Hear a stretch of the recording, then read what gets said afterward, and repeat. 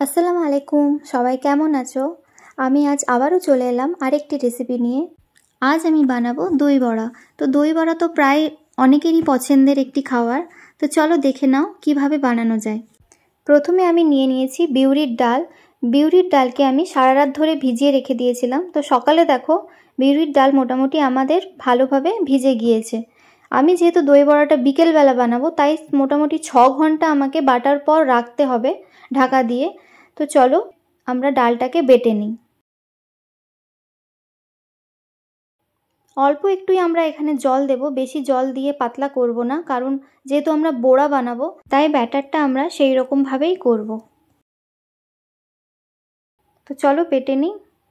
তো দেখতেই পাচ্ছ আমাদের ব্যাটারটা কেমন হয়েছে। তারপর আমরা ব্যাটারটাকে 6 ঘন্টার জন্য ঢাকা চাপা দিয়ে রেখে দেব, মিনিমাম 6 থেকে 7 ঘন্টা, কারণ ব্যাটারটা যতক্ষণ আমরা ঢাকা দিয়ে রাখবো ব্যাটারটা ভালোভাবে ফুলবে। তার মাঝখানে চলো আমরা ভাজা মশলা রেডি করে নিই। ভাজা মশলার জন্য আমরা নিয়েছি গোটা ধনে, গোটা জিরা আর শুকনো লঙ্কা। গ্যাসের মধ্যে একটি কড়া বসিয়ে ওর মধ্যে সব গোটা মশলাগুলোকে দিয়ে মিডিয়াম আঁচে আমরা একটু ভুনে নেব। ভালোভাবে ভুনা হয়ে যাওয়ার পর একটু ঠান্ডা করে মশলাটাকে গুঁড়ো করে নেব। তো চলো মশলা আমাদের গুঁড়ো রেডি। এবার আমরা এখানে 1 কিলো টক দই নিয়ে নেব। টক দইটাকেও মিক্সিতে আমরা ভালোভাবে এভাবে ফেটে নেব।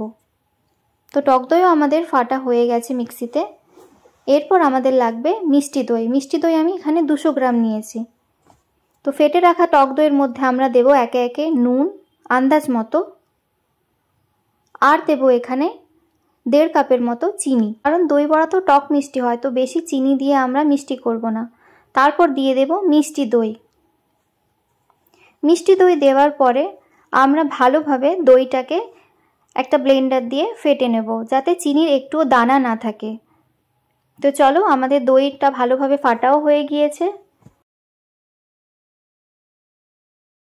তারপরে আমরা গ্যাসের ওপর কড়া বসিয়ে ওর মধ্যে দিয়ে দেব বেশি করে সাদা তেল বড়াটা ভাজার জন্য, কারণ বড়াটা যেহেতু ডুবো তেলে ভাজতে হবে তাই বেশি তেল লাগবে।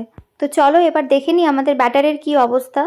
তো দেখতেই পাচ্ছ 6 থেকে 7 ঘন্টা পরে আমাদের ব্যাটারটা অনেকটাই ফুলে গিয়েছে। এরপর ওর মধ্যে দিয়ে দেব নুন, আন্দাজ মতোই দেব। তারপরে আমরা ব্যাটারটাকে ভালো করে হাত দিয়ে ফেটে নেব। তো দেখতেই পাচ্ছ আমাদের ব্যাটারটা কতটা ফুলেছে। ব্যাটারটা আমরা যত ভালোভাবে ফাটবো আমাদের বড়াটাও ততটাই ভালো হবে। আর আরেকটা জিনিস আমাদের মাথায় রাখতে হবে, ব্যাটারটা যখন আমরা ফাটবো তখন যেন হাতটা আমরা একই দিকেই ঘুরাই। তো চলো আমাদের ব্যাটারটা ফাটা হয়ে গিয়েছে আর কড়াই তেলটাও আমাদের গরম হয়ে গিয়েছে। তো চলো এবার আমরা বড়াগুলোকে একে একে ভেজে নিই। আমরা বড়াগুলো বেশি বড় বড় সাইজের করব না, আর বেশি ছোটও করব না, মিডিয়াম সাইজই রাখবো, কারণ বড়া তেলে দেওয়ার পর যখন আমরা এটাকে ফ্রাই করব তখন বড়া অটোমেটিক একটু বড় সাইজের হয়ে যাবে ফুলে গিয়ে। ভালোভাবে একটু এদিক ওদিক করে আমরা উল্টে নেব। মিডিয়াম আঁচে আমরা বড়াটাকে ভাজবো যতক্ষণ না হালকা লাইট ব্রাউন কালার হচ্ছে, বেশি আবার লাল করব না।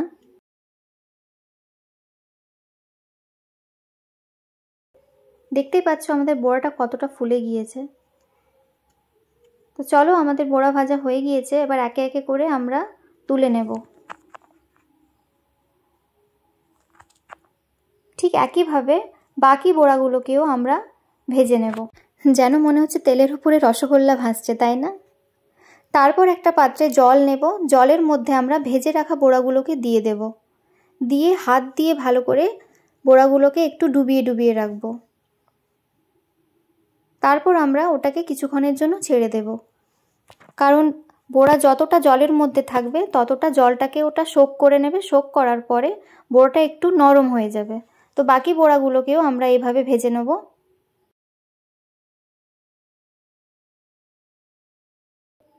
এইগুলোও আমার ভাজা হয়ে গিয়েছে। সেম একইভাবে এই বড়াগুলোকেও আমরা জলের মধ্যে দিয়ে দেব, আর হাত দিয়ে আমরা আগের বড়াগুলোকে দেখে নেব যে একটু নরম হয়েছে কিনা। তো চলো আমাদের আগের বড়াগুলো একটু নরম হয়ে গিয়েছে। তো হাত দিয়ে এইভাবে বড়াগুলোকে হালকা হাতে নিচড়াতে হবে জলটাকে, না হলে ভেঙে যেতে পারে। এক একটা করে নিচড়াবো আর দইয়ের মধ্যে আমরা ডুবিয়ে দেবো, কারণ বড়াগুলো দইটাকে সোক করবে। আমরা দেখে দেখেই নেব যে কোনটা শক্ত কোনটা নরম। তো পরে যেগুলো দিয়েছি ওগুলো একটু শক্ত আছে, যেগুলো আগে দিয়েছি ওগুলো আমাদের নরম হয়ে গিয়েছে। ওগুলোকে আমরা হালকা হাতে নিচড়ে নিচড়ে দইয়ের মধ্যে দিয়ে দেব। তো দইয়ের মধ্যে দেওয়ার পরে আমাদেরকে মনে রাখতে হবে সঙ্গে সঙ্গে আমরা খাবো না, ওটাকে মিনিমাম 8 ঘন্টা আমাদেরকে ঢাকা চাপা দিয়ে রাখতে হবে, কারণ বড়াও তো একটু দইটাকে সোক করবে না।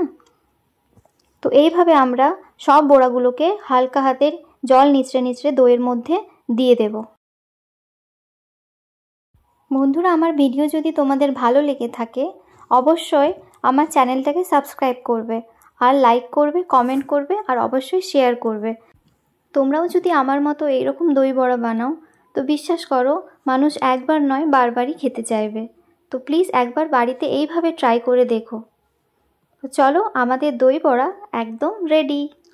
অনেকের দই বড়ার ভেতরে আবার শক্ত ভাব রয়ে যায়, কিন্তু জলে ভিজিয়ে রাখার জন্য আর ভালোভাবে ফাটার জন্য তোমাদের বড়া কোনো দিনও শক্ত ভাব থাকবে না, একদম নরমই থাকবে। দই বড়া যখন আমরা বাটিতে সার্ভ করব তখন আমাদের ধ্যান রাখতে হবে দই বড়াগুলো যেন আস্তে আস্তে তুলি, কারণ এতটাই নরম হয় ওগুলো ভেঙে যাওয়ার ভয় থাকে, তাই আমরা ওগুলো আস্তে আস্তে বাটিতে করে তুলব।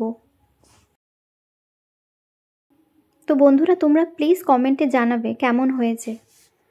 তারপর আমরা ওর উপর থেকে দিয়ে দেব তেঁতুলের টক মিষ্টি চাটনি, যেটা আমি আমার আগের ভিডিওতে শেয়ার করেছি তোমাদের সঙ্গে, তোমরা ওখান থেকে দেখে নিতে পারো। তার উপর থেকে দিয়ে দেব ভাজা মশলা। তো চলো, আমাদের দই বড়া একদম সার্ভ করার জন্য রেডি। তো বন্ধুরা, কেমন হয়েছে তোমরা প্লিজ কমেন্টে জানিও। আশা করি তোমাদের ভিডিওটা ভালো লেগেছে। ভালো থাকবে, সুস্থ থাকবে, আবার দেখা হবে নেক্সট ভিডিওতে। আর অবশ্যই লাইক করতে ভুলবে না, আর সাবস্ক্রাইব করতে তো একদমই ভুলবেন না।